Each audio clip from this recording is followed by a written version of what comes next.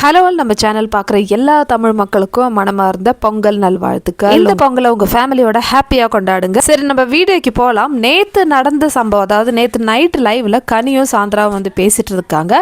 கனியை வந்து சாந்திரா சில வேர்ட்ஸ்லாம் வந்து யூஸ் பண்ணியிருக்காங்கல்ல, கிளவின்னு சொல்லியிருக்காங்க. அதுக்கப்புறம் எஃப்ஜே கூட பழகிறது வந்து கொஞ்சம் ஒரு கலாய்ச்சி மாதிரி தான் வந்து பேசியிருப்பாங்க சாந்திரா.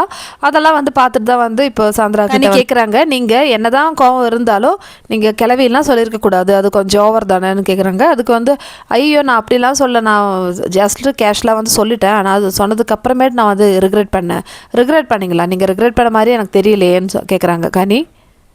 அதுக்கு சாந்திரா சொல்கிறாங்க, இல்லைங்க அது ஒரு ஃப்ளோவில் வந்துடுச்சுன்னு சொல்கிறாங்க.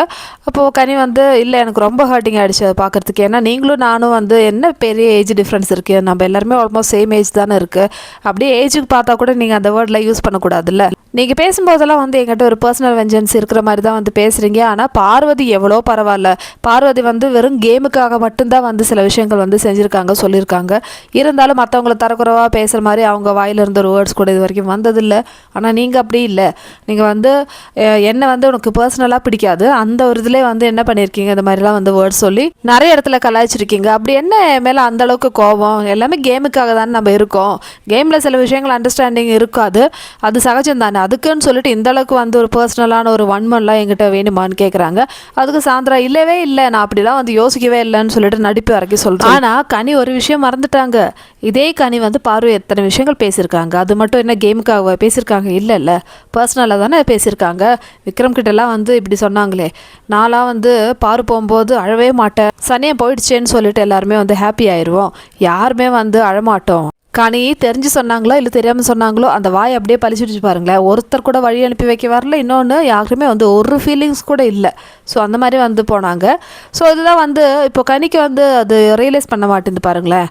கனி மட்டும் வந்து எவ்வளோ விஷயங்கள் வந்து பார்வதியை பற்றி சொல்லியிருக்காங்க. கனி இருந்த வரைக்கும் எங்கெல்லாம் வந்து சான்ஸ் கிடைக்குதோ அங்கெல்லாம் வந்து பார்வை வந்து தரக்குறைவாக தானே பேசியிருக்காங்க. அவங்க பார்க்குறதே வந்து இவெல்லாம் ஒருத்தி அந்த மாதிரி தான் வந்து பார்ப்பாங்க. எத்தனை தடவை சொல்லியிருக்காங்க, அதுக்கு அவ்வளோதான் வந்து புத்தி இருக்குது, அதுக்கிட்டலாம் வந்து சொல்லி என்ன பிரயோஜனம்? பார்வதிலாம் வந்து ஒரு ஆளா என்னெல்லாம் விஷயங்கள் சொல்லியிருக்காங்க. சரி, அதெல்லாம் வந்து இப்போ கேம் முடிஞ்சிச்சு, இப்போ வந்து கனி வந்து நல்லவங்களாக வந்து இப்போது பேசுகிறாங்க.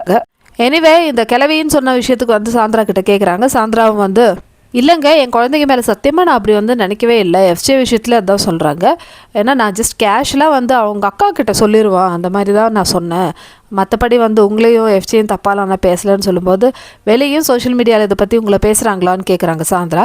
எனக்கு அதெல்லாம் பிரச்சனை இல்லை, நீங்கள் வந்து எப்படி அது பேசலாம், ஏன்னா நானும் இன்னொருத்தரும் பழகிறது எனக்கு தெரியும் என்ன லிமிட்டுன்னு சொல்லிட்டு யாரும் என்கிட்ட சொல்லிக் கொடுக்க தேவையில்லை. நாங்கள் அக்கா தம்பியை பேசுகிறோமோ இல்லை வேறு விதமாக பேசுகிறோம், உங்களுக்கு என்ன பிரச்சனை, நீங்கள் எதுக்கு அந்த கலாய்க்கிற மாதிரி எல்லாம் வந்து பேசுகிறீங்கன்னு சொல்லும்போது இல்லைங்க என் குழந்தைங்க மேலே சத்தியமாக நான் வந்து அப்படிலாம் யோசிக்கவே இல்லைன்னு சொல்லும்போது கனி சொல்கிறாங்க, இதுதான் உங்ககிட்ட இருக்கிற பிரச்சனை, எதுவாக இருந்தாலும் என் குழந்தைங்க மேலே சத்தியம், புருஷன் மேலே சத்தியம்னு சொல்லிட்டு சொல்கிறீங்க. ஏங்க இது கேம் தானுங்க, இதில் வந்து நீங்கள் சொன்ன விஷயங்கள நான் கேட்குறேன், அவ்வளோதான். அதுக்கு நீங்கள் சத்தியம் பண்ணி அவசியமே கிடையாது. எப்போ பார்த்தாலும் வந்து குழந்தைகளை வச்சு சத்தியம் பண்ணுறது நல்லாவே இல்லை, அது தயவு செஞ்சு விட்டுருங்கன்னு சொல்கிறாங்க. இந்த மாதிரி விஷயங்கள் வந்து கனி பேசிட்டு இருந்தாங்க. அதுக்கப்புறம் திவ்யா மேட்ரும் கேட்குறாங்க, நீங்கள் திவ்யாவை வந்து யூஸ் பண்ணிவிட்டு இப்போ வந்து தப்பாக பேசுகிறீங்கல்ல, அது ரொம்ப பெரிய தப்புன்னு சொல்லும்போது நான் தப்பாகவே பேசல, வேணா அதான் டிஸ் பண்ணி விட்டான்னு சொல்லிட்டு அதுலேயும் ஒரு போடு. என்னதான் வந்து நடிப்பே இறக்கிக்கிட்டு நம்ம பேசினாலும் அவங்க வந்து வாயை திறந்து உண்மையை மட்டும் சொல்ல மாட்டாங்க, ஆனால் சத்தியம் மட்டும் பண்ணுவாங்க. எனக்கு இந்த வீடியோவில் என்ன தோணுச்சு தெரியுமா, எந்த வாயெல்லாம் வந்து பார்வை குறை சொல்லிச்சோ அந்த வாய் வந்து எஸ்பெஷலி கனிலாம் வந்து பார்வை வந்து பொழுது பேசுகிறாங்க, இதுதான் கருமான்னு சொல்கிறது. இது போதில்லை நம்ம பார்வதிக்கு, அவளை பார்த்து ஒரு 5 பேர் நீ தப்பு, நீ பொய்யானவ, நீ இப்படின்னு சொல்லிட்டு என்னென்னமோ வந்து பேசியிருக்காங்க. ஆனால் அதே வாயிலே வந்து பார்வதிலாம் இப்படி இல்லைப்பா, அவள் எவ்வளோ பெட்டர், அவள் செம்ம கான்ஃபிடென்ட்டு, சரியான போல்டு பர்சனாலிட்டி, அந்த மாதிரிலாம் வந்து சொல்லும். இது போதும்டா, கடைசியில் நீங்கள் ஒத்துக்கிட்டீங்கல்ல, அந்த மாதிரி இருந்தது.